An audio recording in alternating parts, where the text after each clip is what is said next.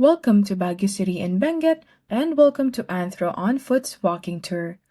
This is a self-paced walking tour that features key heritage sites and cultural highlights in the area, and we do hope you enjoyed this tour as much as we've enjoyed curating it.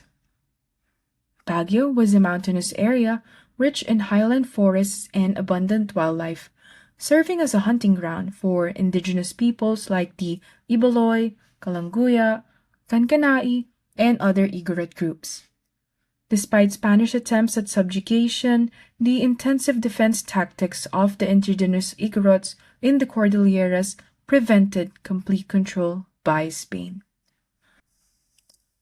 Igorot oral history recounts the establishment of the Benguet upper class, or Baknang, between 1565 and the early 1600s through the union of a gold trader named Amkidit and a Kankanay maiden involved in gold panning in Acupan. Their son, Baruy, discovered a gold deposit in the area, which he developed with hired workers and slaves. The Cordillera region, including the prospective site of Baguio, served as a center for trade and cultural exchange. Various Igorot groups engaged in trade with lowland communities and other indigenous groups, contributing to the cultural richness and diversity of the region.